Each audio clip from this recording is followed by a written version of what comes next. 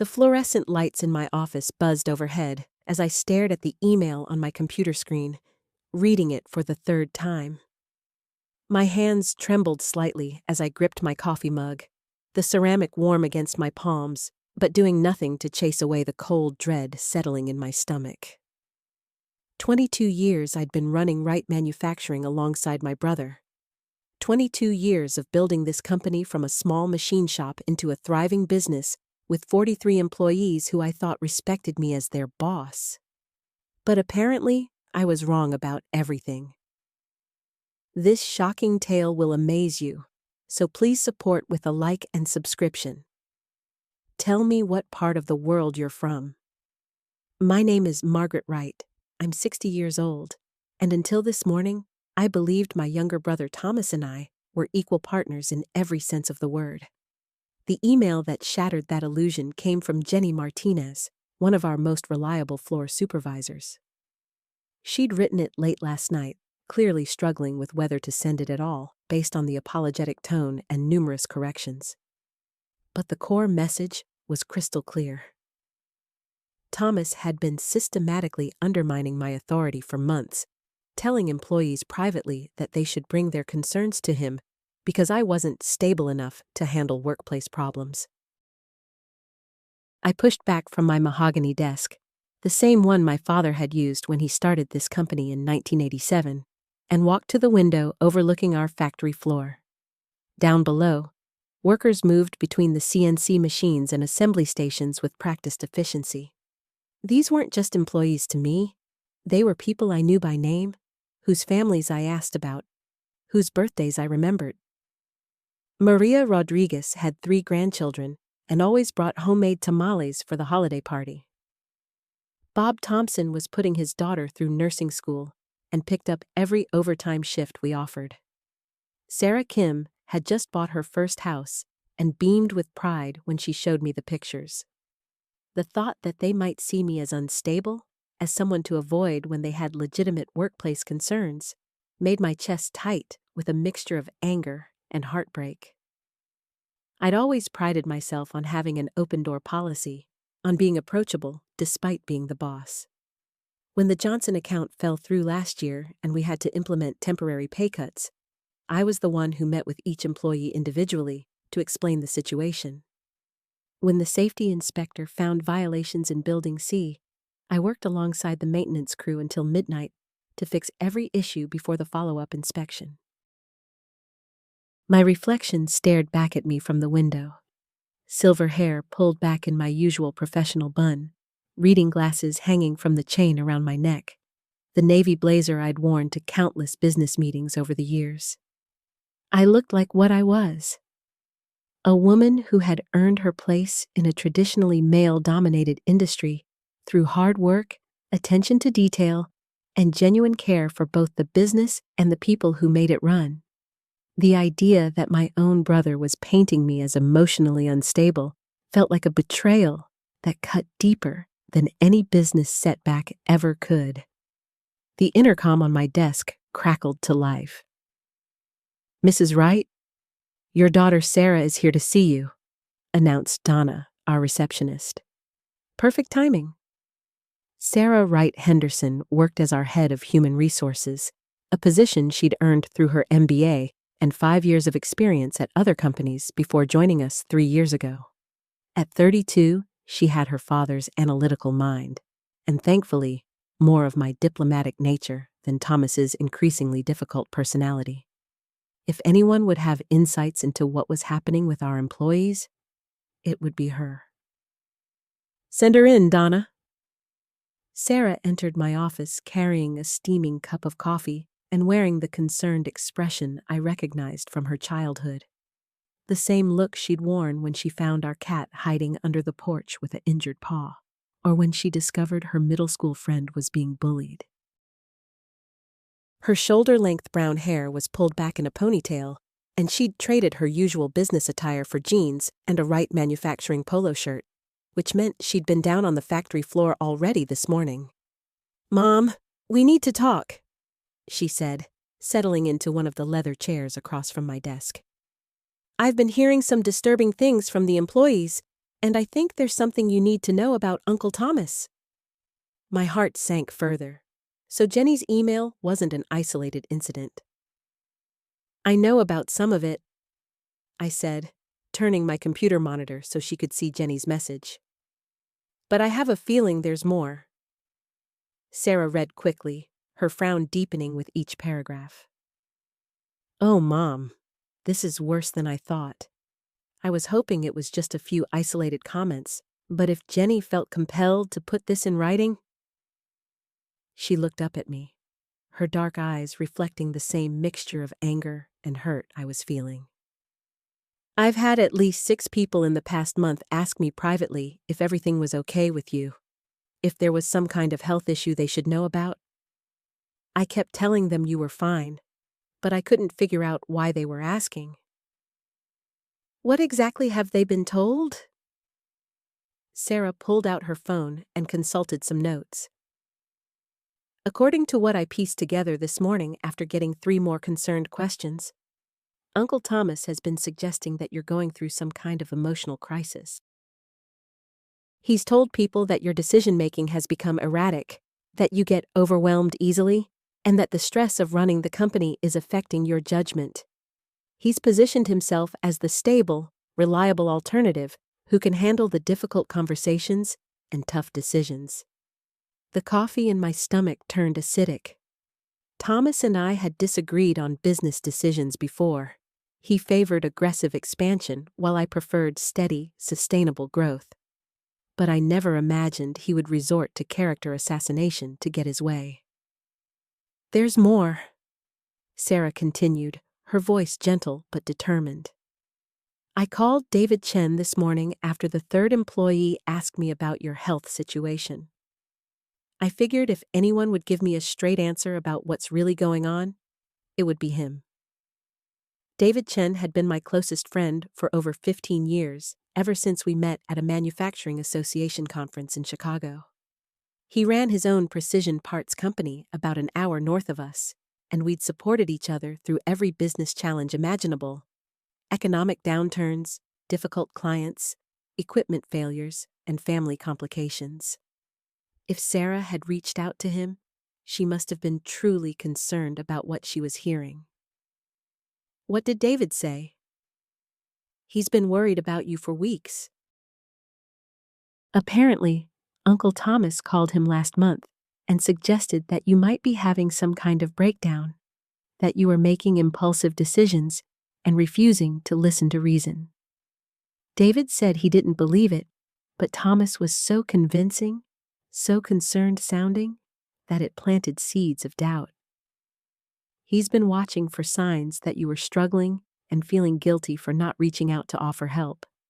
I stood up abruptly, pacing to the bookshelf where I kept photos from company events over the years. There was Thomas and me at the ribbon-cutting ceremony when we expanded to our current building. Thomas and me shaking hands with the mayor when we won the Small Business Excellence Award 3 years running. Thomas and me standing with our employees at last year's company picnic, everyone smiling and relaxed. When had my business partner and brother decided I was the enemy? Sarah, I need you to be completely honest with me. Have you noticed anything in my behavior that would suggest I'm not handling things well? Any decisions that seemed out of character or concerning? My daughter was quiet for a long moment, clearly taking the question seriously. Mom, if anything, you've been more focused and decisive than usual lately. The way you handled the supply chain issues last quarter was brilliant. You found 3 alternative suppliers and negotiated better terms than we'd ever had. Your presentation to the Hendricks Group last month was so impressive, they signed a contract for twice what we originally proposed. If you're having a breakdown, it's the most productive breakdown in business history. Despite everything, I almost smiled. Then why is Thomas doing this? I think I might know, Sarah said slowly. But what I discovered next changed everything. What did you discover? I asked, though part of me dreaded the answer. Sarah pulled out her phone and scrolled through what looked like text messages. I started paying closer attention to Uncle Thomas's behavior after David called me. Yesterday, when you were meeting with the Hendricks group about their new contract, I overheard Thomas on a phone call in his office. He was talking to Marcus. My blood ran cold. Marcus was Thomas's son, my nephew, who had graduated from business school 2 years ago and had been making increasingly pointed comments about modernizing our family business. Thomas had been pushing me to bring Marcus on as a partner, but I'd resisted, wanting him to gain more experience elsewhere first. What were they discussing? Uncle Thomas was telling Marcus that things were going according to plan, that employees were starting to question your judgment, and that it wouldn't be much longer before they could present a case to the board about needing new leadership. Sarah's voice was tight with anger. Mom, he's been systematically undermining you to create a crisis that doesn't exist. I sank back into my chair, the pieces falling into place with horrible clarity. The employee complaints weren't random concerns about my mental state. They were the result of a calculated campaign by my own brother to make me appear unstable so he could justify pushing me out in favor of his son. There's more, Sarah continued. I checked the employee schedule rotations Thomas has been handling lately. He's been deliberately assigning people to shifts and projects that conflict with decisions you've already made, then telling them you're being inconsistent when they come to him confused. He's been creating the chaos he's complaining about. The betrayal cut deeper than any business setback I'd ever faced. Thomas and I had built this company together from nothing, working 18-hour days in a rented warehouse space, reinvesting every penny back into equipment and inventory.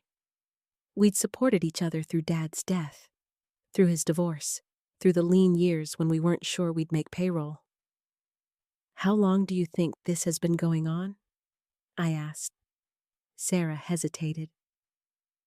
Based on what I observed and what David told me about when Uncle Thomas first called him, I'd say at least 2 months, maybe longer. He's been patient about it, building the narrative slowly. I thought back over the past several weeks, re-examining interactions I'd dismissed or rationalized. Thomas questioning my decisions in front of employees. Thomas volunteering to handle communications with certain clients. Thomas suggesting that maybe I was taking on too much stress and should consider delegating more responsibilities. The worst part, Sarah said, is that he's doing it because he genuinely believes he's saving the company. When I heard him talking to Marcus, he sounded like he was convinced you were actually becoming a liability, like he'd talked himself into believing his own story about your instability. That somehow made it hurt worse. If Thomas had been coldly calculating, motivated purely by greed or ambition, I could have understood it as simple betrayal. But knowing he'd convinced himself he was acting in the company's best interests, that he'd twisted our professional disagreements into evidence of my mental decline, felt like losing my brother along with my business partner.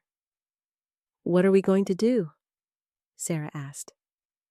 Before I could answer, my office door opened and Thomas walked in without knocking, just as he had every day for the past 12 years.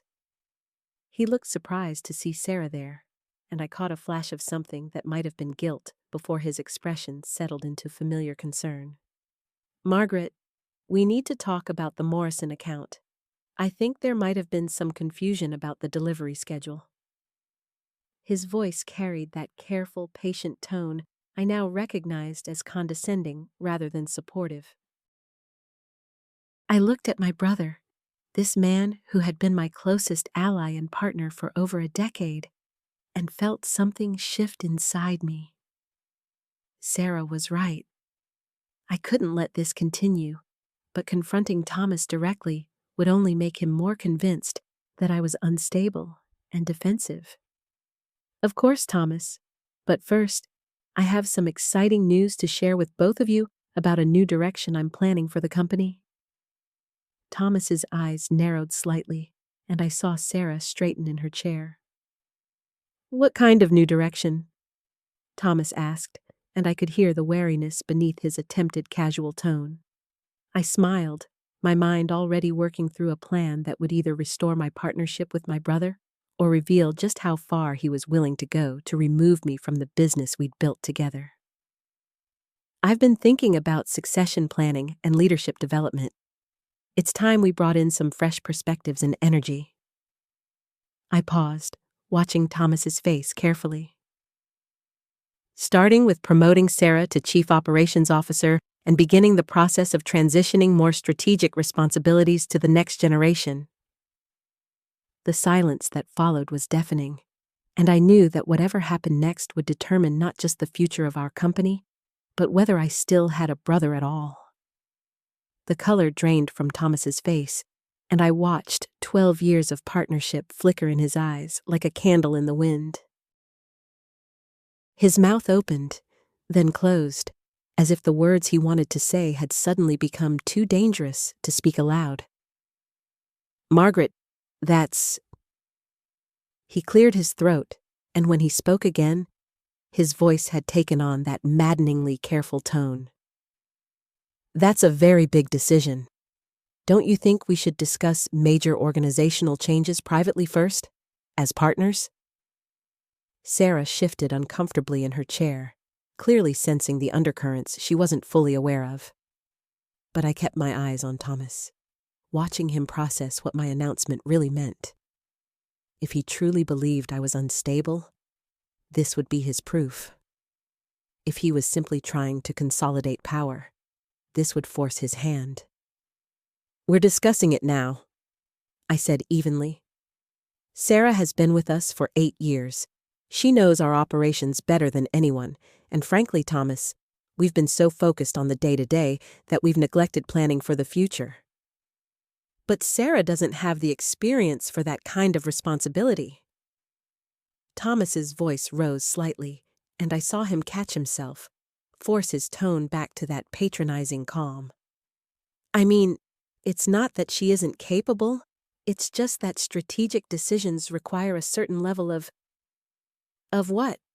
I asked quietly. Thomas looked between Sarah and me, and I could practically see him calculating how this conversation would look, how his words might be interpreted. The brother I'd trusted implicitly for over a decade was now measuring every sentence, and the realization made my chest tight. "Experience," he finished lamely. "Look, Margaret, why don't we table this for now and focus on the Morrison account? There are some real concerns that need immediate attention." Sarah finally spoke up. "I should probably go. This sounds like something you two need to work out together." "No," I said, surprising myself with the firmness in my voice. "Stay, please. If you're going to be taking on more responsibilities, you should understand how we handle strategic discussions." Thomas's jaw tightened almost imperceptibly. "Margaret, I really think we should handle this privately. You know how I feel about making major decisions when we're both stressed." There it was. The subtle implication that I wasn't thinking clearly, delivered with the kind of gentle concern that would make anyone listening think he was being perfectly reasonable. 6 months ago, I might have agreed with him, might have apologized for being impulsive, and suggested we reconvene when I was feeling more balanced. Instead, I leaned back in my chair and studied my brother's face. "What exactly about this decision suggests stress, Thomas?" "Sarah's promotion has been overdue for years. We've talked about succession planning dozens of times." "We've talked about it, yes, but never with any concrete timeline. And never with the idea of bringing in someone so young to the executive level." Thomas glanced at Sarah apologetically. "No offense, Sarah. You're incredibly talented, but executive leadership is different from operations management." Sarah's cheeks flushed, but she lifted her chin. "I appreciate the feedback, Thomas, but I think I've proven myself capable of handling increased responsibility." Something flickered across Thomas's face that looked almost like surprise, as if he hadn't expected Sarah to push back. Then his expression shifted to that familiar patient concern. the look he'd been giving me more and more frequently over the past few months. Of course you have, and no one is questioning your capabilities. But Margaret, don't you think this feels sudden? Just last week you were concerned about the quarterly projections, and now you want to restructure our entire leadership team? I felt the trap in his words, the way he was connecting my legitimate business concerns to some kind of erratic behavior. 6 months of these subtle, undermining comments suddenly crystallized in my mind, and I realized that Thomas hadn't just started questioning my stability. He'd been building a case for it, conversation by conversation, doubt by doubt. The quarterly projections are exactly why we need fresh leadership, I said carefully. Sarah's operational improvements have saved us significant costs this year. Her perspective on strategic planning could be invaluable. Thomas was quiet for a long moment, and I could see him weighing his options. Push too hard against Sarah's promotion, and he'd look like he was undermining me out of self-interest. Support it, and he'd be validating the very decision-making ability he'd been quietly questioning to our employees. Fine, he said finally. But I think we should bring Marcus into these discussions too. Get his perspective on how this might affect team dynamics. My stomach dropped. Marcus, who Thomas had been privately counseling about my instability. Marcus, who would undoubtedly express concerns about rapid leadership changes and the need for careful consideration. Thomas wasn't just undermining me anymore. He was orchestrating it. Actually, I said, my voice steadier than I felt, I think the three of us can handle this decision just fine. After all, if we can't trust our own judgment about our team, what business do we have running a company? The words hung in the air between us, and I saw Thomas realize that I was no longer the uncertain partner he'd been managing for the past few months. Whatever game we'd been playing was about to change dramatically. Thomas leaned back in his chair, his expression shifting from surprise to something more calculating. The silence stretched uncomfortably before he spoke again. Margaret, I think you're misunderstanding my intentions here. I'm trying to be helpful. When Marcus came to me last month saying he was worried about some of the decisions being made, I felt it was my responsibility as your partner to listen. What kind of decisions? I asked, though part of me didn't want to hear the answer. The vendor changes, for one. You switched our primary supplier without consulting anyone, and it created chaos in fulfillment for 2 weeks. Thomas's voice took on that reasonable tone I was beginning to hate. And then there was the marketing budget reallocation that you approved overnight. Sarah had to scramble to make the numbers work. I felt Sarah glance at me, and my chest tightened. Those decisions had seemed urgent at the time, necessary moves to keep us competitive. But hearing them listed like evidence in a case against me made them sound reckless. Both of those decisions were within my authority as CEO, I said carefully. And they both ultimately improved our bottom line. Of course they were within your authority, Thomas replied smoothly. But leadership isn't just about authority, Margaret. It's about collaboration, communication. When you make sudden changes without input, it affects team morale. People start to feel uncertain about the direction of the company. Sarah cleared her throat. Actually, Thomas, I think Margaret's vendor decision was smart. The old supplier was consistently late with deliveries. The 2 weeks of adjustment were worth it for the reliability we have now. Thomas turned to Sarah with that patient smile. I'm sure you handled the transition beautifully, Sarah. You always do. But that's exactly my point about your promotion. You're excellent at managing the aftermath of these kinds of sudden changes, but strategic leadership requires a different approach. More deliberation, more consensus building. The way he positioned Sarah's defense of me as evidence that she wasn't ready for promotion was masterful and infuriating. I could see Sarah's confidence deflate slightly, her shoulders pulling inward. So when Marcus expressed concerns, I said, forcing my voice to remain level, "Your solution was to tell him that I'm unstable?" "I never used that word," Thomas said quickly. "What I told Marcus was that you've seemed stressed lately, which is understandable given everything on your plate. I suggested he might want to run particularly sensitive issues past me first, just to make sure we're all aligned before moving forward." "That's not what Marcus said." Thomas's jaw tightened almost imperceptibly. "Marcus may have misunderstood the conversation. You know how he can be with communication sometimes. He tends to interpret suggestions as directives." I felt a surge of anger at how easily Thomas dismissed Marcus while simultaneously using him as evidence against me. "Marcus is one of our most reliable employees. If he misunderstood your conversation, maybe you need to examine how you're communicating." "Margaret," Thomas's voice carried a note of warning, "I think you're letting your emotions cloud your judgment here.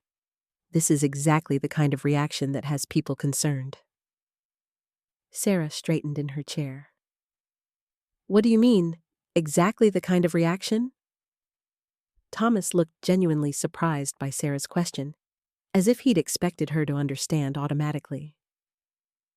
"Well, getting defensive when someone raises legitimate concerns about communication and decision-making processes. Taking feedback as personal attacks rather than constructive input." "But you weren't giving feedback," Sarah said, her voice gaining strength.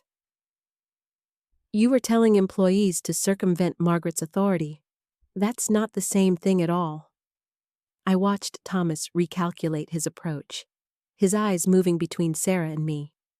For the first time since this conversation started, he seemed uncertain about how to proceed. "Perhaps we should table this discussion until we've all had time to cool down," he said finally. "These kinds of emotional conversations rarely lead to productive outcomes." "No," I said firmly. "We're going to finish this conversation right now. I want to know exactly what you've said to our employees about my leadership, and I want to know why you felt that was appropriate." Thomas stood up abruptly, his chair rolling backward. "Margaret, I'm genuinely concerned about you right now." "You're being combative and paranoid, and frankly, this is proving my point about your current state of mind." The room fell silent except for the hum of the air conditioning. I realized this was the moment Thomas had been building toward for months. Every subtle comment, every expression of concern, every conversation with employees had been leading to this confrontation where he could point to my reaction as evidence of exactly what he'd been saying all along. But as I looked at Sarah's shocked expression and thought about Marcus's confusion when he'd approached me, I realized something else. Thomas had made a critical miscalculation. He'd assumed that undermining me would naturally position him as the stable alternative. But instead, he'd revealed something about himself that couldn't be taken back. "You know what, Thomas?" I said quietly. "You're right about one thing. This conversation is very revealing about someone's state of mind." Thomas's face flushed red. "What exactly are you implying, Margaret?" I stood up slowly, matching his height across the conference table.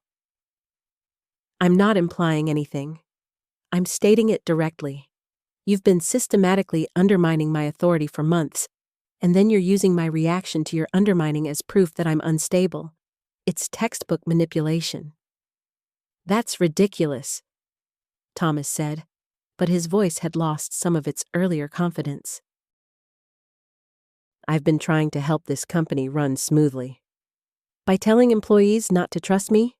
I asked. "By positioning yourself as the reasonable alternative? By creating the very problems you're now claiming to solve?"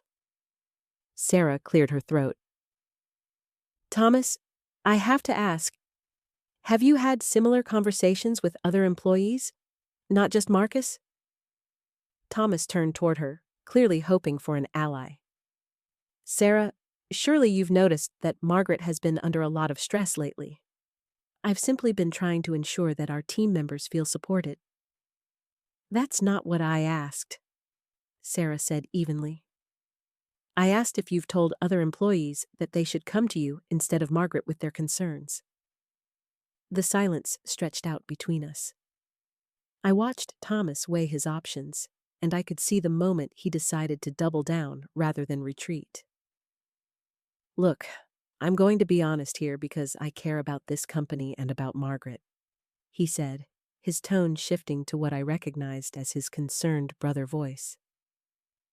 Margaret, you've been different since Mom died. More reactive, less collaborative. I've tried to talk to you about it privately, but you shut me down every time. The mention of our mother hit like a physical blow. I felt Sarah tense beside me, and I gripped the edge of the table to steady myself. Don't, I said quietly. Don't you dare use Mom's death to justify what you've been doing. I'm not using anything, Thomas said, his voice rising. I'm trying to explain why I've been concerned. You haven't processed your grief properly, and it's affecting your judgment. Everyone can see it. Everyone? I repeated. Or just you? Thomas gestured toward the door. Ask anyone who works here. Ask them if they've noticed changes in your behavior over the past 6 months. Sarah stood up abruptly. Stop! Both of you, just stop. She looked directly at Thomas. You're doing it again. Right now, in front of me, you're undermining Margaret's confidence, and then acting like her reaction proves your point. Thomas stared at her. Sarah, I thought you of all people would understand. You've worked closely with Margaret. Surely you've seen the signs. The only signs I've seen, Sarah said carefully, are an increase in employees coming to you with issues that should go through proper channels. And now, I understand why. I watched my brother's expression change as he realized he was losing control of the narrative. The concerned, reasonable facade was starting to crack, revealing something harder underneath. You know what, Margaret? He said, his voice taking on an edge I remembered from our childhood fights. Maybe the real problem is that you can't handle someone questioning your decisions. Maybe the real problem is that you think being older gives you the right to dismiss legitimate concerns. And there it was. After all these months of careful manipulation disguised as concern, the real issue had finally surfaced. This wasn't about my stability or my grief or the company's well-being. This was about power and about a resentment that went much deeper than I'd realized. Sarah looked between us, and I could see her putting pieces together. How long has this really been going on? She asked quietly. I could see the question hanging in the air between us, and I realized that Sarah deserved an honest answer.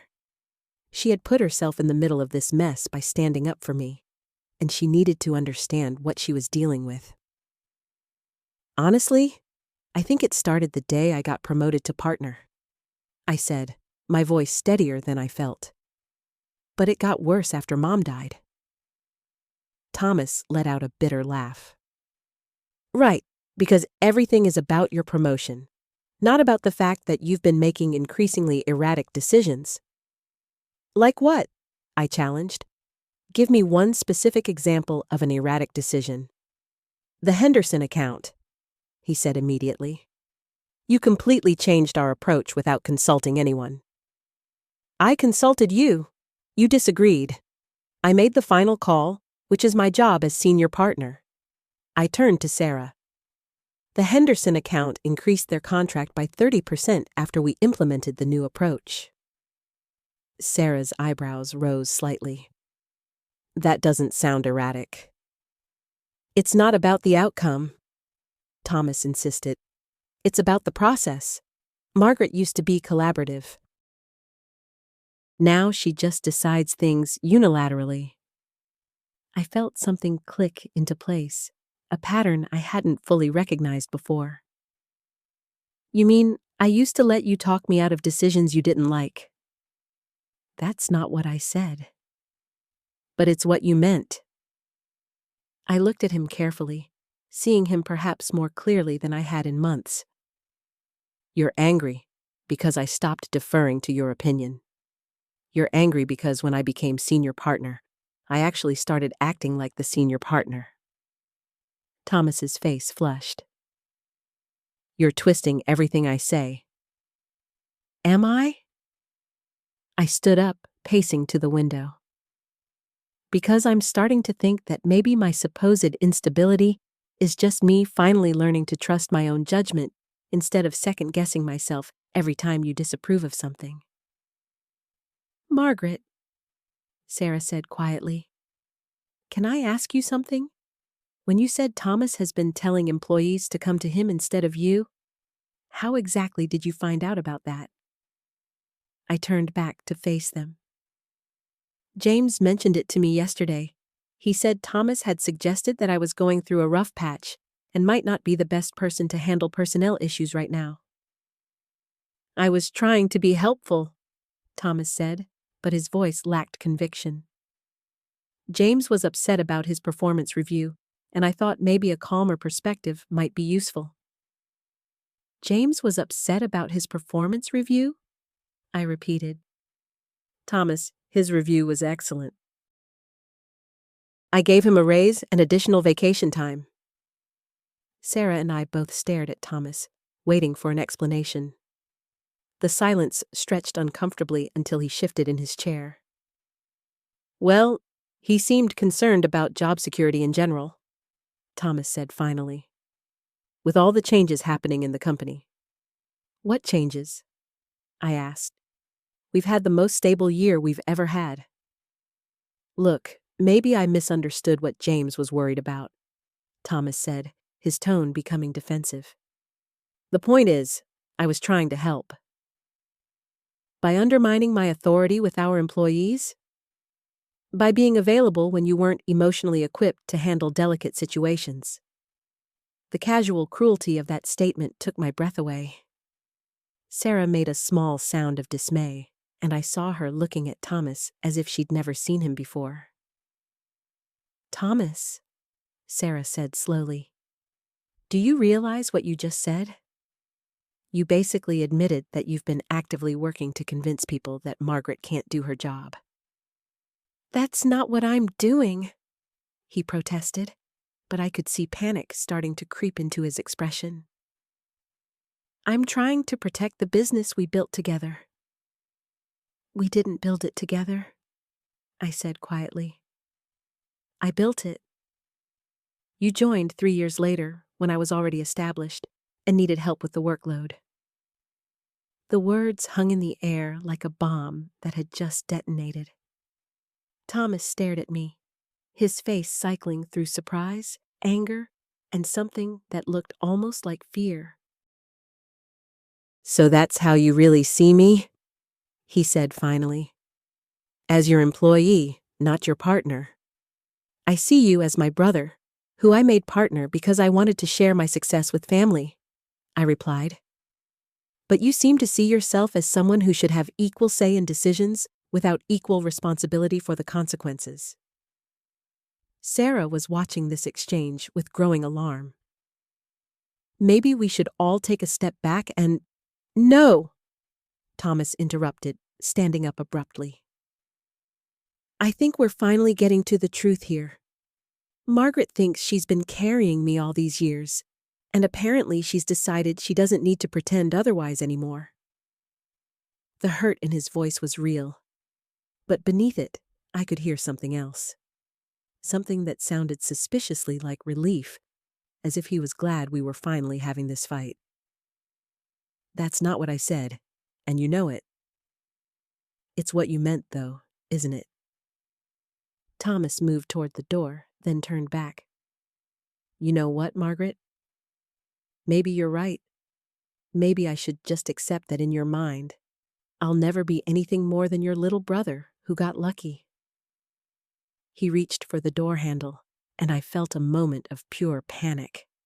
Whatever was happening between us, I couldn't let him walk away like this, not when it felt like everything we'd built together was about to shatter completely. "Thomas, wait!" I called out, but he was already opening the door. "I need some air," he said without turning around. "We can continue this conversation when you've decided whether you want a business partner or just an employee who happens to share your DNA." The door closed behind him with a soft click that somehow sounded final. The silence that followed Thomas's departure felt suffocating. I stared at the closed door, my hands shaking slightly as the full weight of what had just happened settled over me. Sarah remained in her chair, but I could feel her watching me with concern. "I handled that terribly," I said finally, sinking back into my chair. "Everything I said came out wrong?" "You were honest," Sarah replied gently. "Maybe too honest for the moment, but not wrong." I shook my head, running my fingers through my hair. "Did you hear the way he said that about being my little brother? There was so much pain in his voice, Sarah. I never meant to make him feel diminished." "But Margaret, you can't protect his feelings at the expense of acknowledging reality. You did build this business. That doesn't make his contributions worthless, but it does make them different." The intercom buzzed softly, and Janet's voice came through. "Margaret, Thomas just left the building. He looked pretty upset. Is everything okay?" I exchanged a glance with Sarah before pressing the response button. "We're fine, Janet. Could you give us a few more minutes?" "Of course, but Margaret, David Martinez is here for his 2 o'clock appointment. Should I reschedule?" My stomach dropped. David was one of our biggest clients, and this meeting had been scheduled for weeks. "No, don't reschedule. Give me 5 minutes and send him in." I released the button and looked at Sarah helplessly. "I can't focus on a client meeting right now. What if Thomas is right? What if I am falling apart?" Sarah stood up and moved around the desk to face me directly. "Listen to me. You just had a difficult conversation with your brother about legitimate business concerns. That's not falling apart. That's being responsible. Don't let his words make you doubt yourself." "But what if the employees really do think I'm unstable? What if Thomas's version of events is spreading and I don't even know it?" "Then we'll deal with it. But right now, you need to meet with David Martinez and show him the competent business owner he's been working with for years. Can you do that?" I took a deep breath, trying to center myself. "I think so. But Sarah, what about Thomas? I can't just let him walk away like this." "He needs time to cool down, and so do you. This conversation isn't over, but it also can't be resolved in the next 5 minutes before your client meeting." The intercom buzzed again. "Margaret, Mr. Martinez is getting a little restless." I stood up, smoothing down my jacket and trying to compose myself. "Send him in, Janet." As Sarah gathered her things to leave, she paused at the door. "You know what's interesting? Thomas said he was protecting the business you built together, but then he also said he felt like your employee. Those two things don't really fit together, do they?" Before I could respond, Janet was opening the door and ushering David Martinez into my office. He was a tall man in his 50s, with graying temples and a warm smile that faltered slightly when he saw my face. "Margaret, good to see you, though you look a bit stressed. Everything all right?" I forced a professional smile and gestured to the chairs Sarah had just vacated. "Just one of those days, David. Thank you for coming in. I know you wanted to discuss the expansion of your account." As David settled into his chair, I caught a glimpse of Janet lingering in the doorway. She gave me a small, encouraging nod before closing the door, and I realized that whatever Thomas had been telling people Janet at least still had confidence in me. The meeting with David went better than I'd expected. Once I focused on his needs and our business relationship, some of my professional confidence returned. We discussed timelines, budget adjustments, and strategic planning for the next quarter. For 45 minutes, I was able to set aside the turmoil with Thomas and remember why I'd been successful in this business. But as soon as David left, the anxiety came flooding back. I sat alone in my office, staring at the phone and wondering if I should try to call Thomas. Where had he gone? Was he at home? Or had he driven around aimlessly the way he used to when we were kids and he was upset? Janet knocked softly and entered without waiting for permission, which told me she was genuinely concerned. "Margaret?" Thomas called. He said to cancel his afternoon meetings and that he won't be back in today. Did he say where he was? No, but he sounded calmer than when he left. Still upset, but not angry anymore. I nodded, grateful for Janet's discretion. She'd worked for us long enough to know when family drama was affecting business, but she never made it worse by asking intrusive questions. "Janet, can I ask you something? And I need you to be completely honest with me." She sat down across from my desk, her expression serious. "Of course." "Have any of the employees come to you with concerns about me? About my decision-making or my ability to handle the business?" Janet was quiet for a long moment, and I could see her choosing her words carefully. "A few people have mentioned that you and Thomas seem to disagree more often lately. And last week, when you changed the Henderson project timeline, there was some confusion about whether the decision came from you or from Thomas." My heart sank. "What kind of confusion?" "Well, Thomas told the team one thing in the morning meeting, and then you sent an email that afternoon with different instructions. People didn't know which direction to follow." This was exactly what I'd been afraid of. "What did you tell them?" "I told them to follow your email since you're the primary account manager for Henderson. But Margaret, it did create some uncertainty."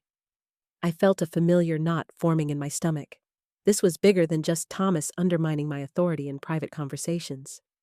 We were creating genuine confusion and inefficiency in our workflow. "Has this happened before? With other projects?" Janet hesitated, which was answer enough.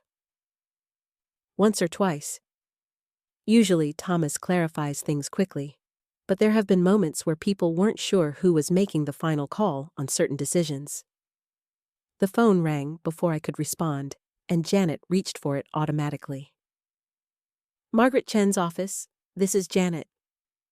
I watched her face change as she listened to whoever was on the other end. "I'm sorry, she's in meetings for the rest of the day.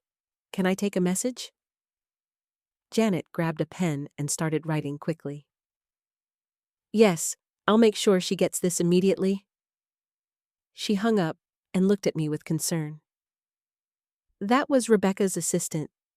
She needs to move tomorrow's presentation up to first thing in the morning. Apparently there's been a schedule change on their end. Rebecca was our second largest client, and tomorrow's presentation was crucial for renewing our contract with her company. Thomas and I had been preparing for it together for weeks." "Did she say what time?" 8:30 a.m. And Margaret? Thomas was supposed to handle the technical portion of the presentation. The full implications hit me like a physical blow. I couldn't do this presentation alone, not with everything that was at stake. But after this afternoon's confrontation, I had no idea if Thomas would even show up tomorrow morning. I stared at Janet, my mind racing through our options. "I need to call Thomas. We have to work this out before tomorrow morning." "Are you sure that's a good idea right now?" You both seemed pretty heated when he left. "Janet, this is Rebecca's presentation.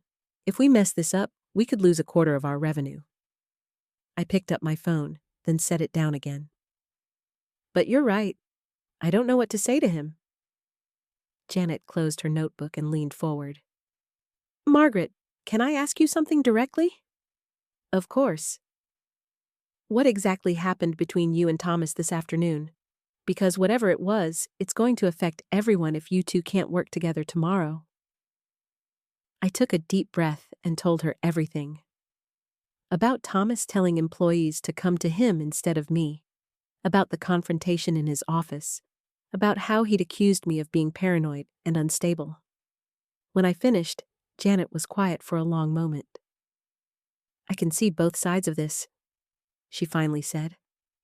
Both sides? I felt a flare of irritation. He's actively undermining my authority. Yes, he is. But Margaret, I've watched you these past few months. You've been carrying everything on your shoulders. Sometimes when people try to help, you do push back pretty hard. I opened my mouth to argue, then stopped. What do you mean? Remember when I offered to take over the Miller account communications? You said you'd handle it, even though you were already swamped with 3 other projects. And last month, when Thomas suggested we hire a part-time bookkeeper, you said we couldn't afford it, but then you stayed until 9 every night for 2 weeks trying to catch up on the finances yourself. The truth in her words stung. I just want to make sure things are done right. I know. But from the outside, it can look like you don't trust anyone else to do things correctly. Maybe Thomas genuinely thought he was helping by being more available to the staff. But telling people I'm not stable? That's not help, Janet. That's sabotage. You're absolutely right about that. That was completely out of line. Janet stood up and walked to the window. But if you want to save tomorrow's presentation, you're going to have to figure out how to work with him. My phone buzzed with a text message. I looked down and saw it was from David. How did things go with Thomas? Still coming to dinner tonight? I'd completely forgotten about dinner with my brother. The last thing I wanted to do was sit across from David and pretend everything was fine when my business was falling apart. Is that your brother? Janet asked, noticing my expression. Yeah, we were supposed to have dinner tonight. Maybe you should talk to him about this, get an outside perspective. I shook my head. David already thinks I work too much. If I tell him about this situation with Thomas, he'll probably say I should just sell the business and find a regular job. Would that be such a bad thing? The question caught me off guard. What? Janet returned to her chair. Margaret, I love working here, but I can see how much stress this business puts on you. Maybe David has a point about the work-life balance thing. This is my life, Janet. Dad built this company from nothing. I can't just walk away because things get difficult. But you also can't run it into the ground because you and Thomas can't communicate. The weight of the situation pressed down on me. Tomorrow morning, I had to walk into that conference room with Rebecca and her team and present our renewal proposal. Our biggest client deserved better than the chaos Thomas and I had created. I picked up my phone and dialed Thomas's number. It went straight to voicemail. Thomas, it's me. Rebecca moved tomorrow's presentation to 8:30 a.m. We need to talk before then. Call me back. I hung up and looked at Janet. What if he doesn't call back? Then you'll have to do the presentation without him. I can't. The technical section is completely his area. I don't understand half the software integrations we're proposing. Janet was quiet for a moment. What time is your dinner with David? 7. Why? Go, talk to your brother, clear your head. Maybe when you get back, Thomas will have called, and you two can work this out like adults. I wanted to stay and keep trying to reach Thomas, but Janet was right. I needed to step away from this situation before I made it worse. Will you keep trying his phone? If he calls back, tell him I'll be available after 9. Of course. I gathered my things and headed for the door, then stopped. Janet, be honest with me. Do you think I'm not stable? She met my eyes directly. I think you're overwhelmed. I think you're trying to control everything because you're afraid of losing what your father built. And I think you and Thomas both care more about this business than you're willing to admit. It wasn't the reassurance I'd been hoping for, but it felt like the truth. 20 minutes later, I was sitting across from David at our usual restaurant, watching him study the menu, even though he ordered the same thing every time we came here. "You look terrible," he said without looking up. "Thanks. That's exactly what I needed to hear." David set down his menu and really looked at me. "What happened?" I'd planned to keep the conversation light, but looking at my brother's concerned face, the whole story came tumbling out.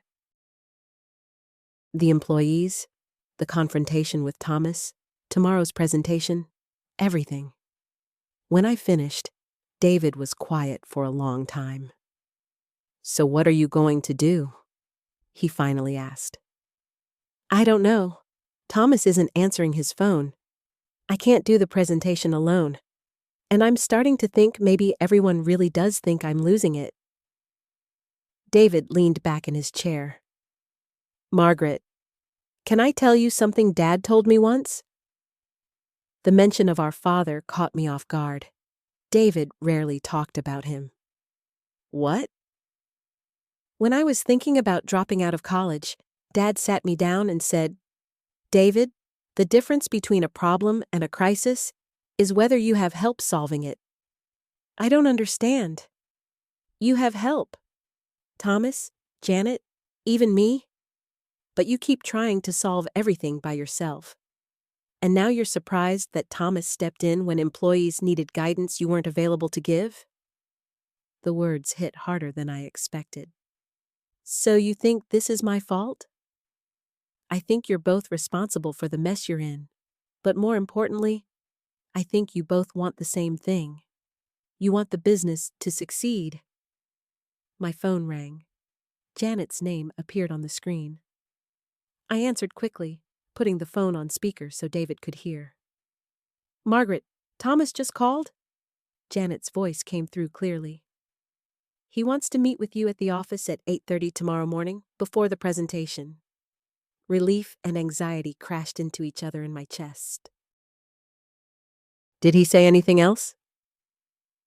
"Just that he's been thinking about what you said, and that you two need to figure this out."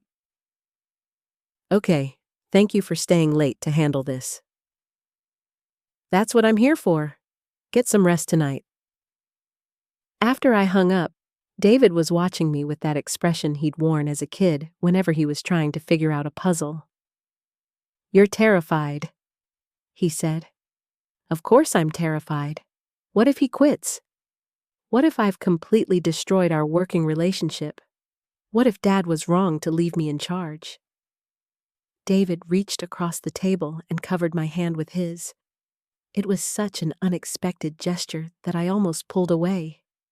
We weren't a physically affectionate family, never had been. "Margaret, do you remember when I was 12 and I broke Dad's favorite coffee mug?" I did remember. David had been inconsolable, certain that Dad would never forgive him. "You hid in the garage for 3 hours. And what did Dad do when he found me?" "He helped you glue it back together." The memory was clearer now. Dad had spent the entire evening working with David, carefully fitting each piece back into place. The mug was never quite the same, but Dad used it every morning until the day he died. He told me that night that some things are worth repairing, even when they're broken, even when the cracks show. I felt tears threatening again, but this time they didn't feel like failure. "When did you get so wise?" "I've been watching you try to be Dad for 3 years. But Margaret, you don't have to be him. You just have to be you." Our food arrived, and we ate mostly in silence, but it was comfortable now instead of tense. As David walked me to my car afterward, I realized something had shifted between us. For the first time since Dad's funeral, my brother felt like my brother again, not just someone I saw at obligatory family dinners. "Will you do me a favor?" I asked as I unlocked my car door. Depends on what it is. If I call you tomorrow and tell you the meeting went badly, will you remind me about the coffee mug? David smiled, and for a moment he looked exactly like he had at 12 years old. I'll do better than that. I'll remind you that Dad didn't just leave you the business because you were the oldest. He left it to you because he trusted your judgment. How do you know that? Because he told me. The week before he died, when he was getting his affairs in order, he said you had something he'd never been able to teach Thomas. You knew how to put people first. The words hit me like a physical blow. David, why didn't you tell me this before? Because you weren't ready to hear it. You were too busy trying to prove you deserved what Dad gave you. But Margaret, you already deserved it. You just forgot that somewhere along the way. I drove home with David's words replaying in my mind. Had I really forgotten to put people first? Looking back on the past few months, I could see how my fear of making mistakes had made me pull away from everyone, including Thomas. At home, I tried to prepare for tomorrow's meeting, but I kept staring at my phone, wanting to call Thomas, and dreading it at the same time. Finally, at 10:30, I gave up and went to bed. But sleep wouldn't come. Instead, I lay awake thinking about broken coffee mugs and the way Dad had looked at me the last time we'd talked about the business. He'd seemed so confident in his decision, so certain I could handle whatever came next. Tomorrow, I would find out if his faith had been misplaced, or if there was still time to prove him right. I woke up at 5:30 the next morning, my mind already racing. The conversation with David had given me clarity, but it had also made me realize how much damage might have been done while I was too scared to see it clearly. I made coffee and sat at my kitchen table, finally allowing myself to think through what had really been happening these past months. Every time an employee had seemed distant, every awkward pause in meetings, every moment when I'd felt like I was losing control of my own company. How much of it was real, and how much was my fear making me see threats everywhere? The meeting wasn't until 10, but I knew I wouldn't be able to focus on anything else until it was over. I arrived at the office early, hoping to catch Thomas before Sarah and David arrived. His car was already in the parking lot. I found him in his office, staring at his computer screen without really seeing it. When I knocked on the doorframe, he looked up with an expression I couldn't quite read. "We need to talk," I said, stepping inside and closing the door behind me. Thomas leaned back in his chair. "I figured you'd want to get your story straight before the others got here." His tone was defensive, but underneath it, I heard something else. Uncertainty, maybe even regret. "Thomas, I'm not here to attack you. I just want to understand what's been happening." "What's been happening is that you've been making decisions without consulting anyone, snapping at people when they ask questions, and acting like you don't trust any of us to do our jobs." The words stung because there was truth in them, but I forced myself to stay calm. "You're right about some of that. I have been struggling, and I haven't been communicating well. But telling our employees that I'm not stable, going behind my back instead of talking to me directly, that's not the solution." Thomas was quiet for a long moment. When he finally spoke, his voice was quieter too. "I never meant for it to get this far. At first, I just wanted to help. When people came to me frustrated after meetings with you, I thought I was doing damage control. But then it became something else?" He nodded reluctantly. "I guess I started to think maybe I could do a better job. Maybe Dad made the wrong choice." There it was, finally out in the open. The thing we'd been dancing around for months. "Maybe he did," I said, and Thomas looked surprised. Maybe he should have left the business to both of us, made us partners from the beginning. Maybe I should have asked for your input more instead of trying to prove I could handle everything alone. Margaret, but Thomas, what you've been doing isn't leadership. It's sabotage. And it's not just hurting me. It's hurting the business Dad spent his life building. The office door opened and Sarah peered in. Sorry, I didn't realize you'd already started. We haven't, I said. Come in. Is David here? Just parking. A few minutes later, all four of us were sitting around the small conference table in Thomas's office. The tension was thick enough to cut with a knife. I asked you all here because we need to clear the air, I began. These past few months have been difficult for everyone, and I take responsibility for my part in that. I've been so afraid of making mistakes that I stopped trusting the people around me, including all of you. Sarah shifted in her chair. Margaret, we know you've been under a lot of pressure. That's not an excuse for shutting you out. But Thomas, what you've been doing, undermining my authority with our employees, trying to handle problems behind my back, that has to stop. Today. Thomas looked down at the table. I know it got out of hand.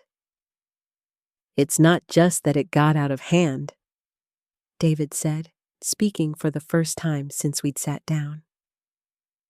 It's that you went about it all wrong. If you had concerns about Margaret's leadership, you should have talked to her directly, or to the family. Instead, you tried to turn the employees against her. I never told anyone to ignore her authority, Thomas protested. You didn't have to, Sarah said quietly. When you tell people their boss isn't stable, when you encourage them to come to you instead of following the chain of command, that's exactly what you're doing. The room fell silent.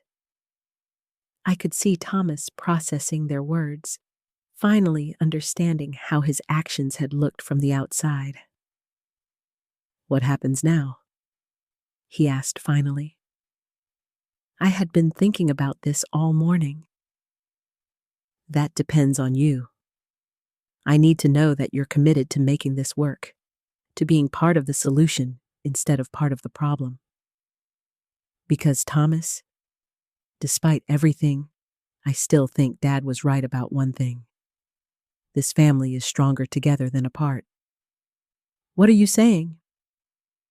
I'm saying maybe it's time we made this a real partnership. You clearly want more responsibility, and honestly, I could use the help.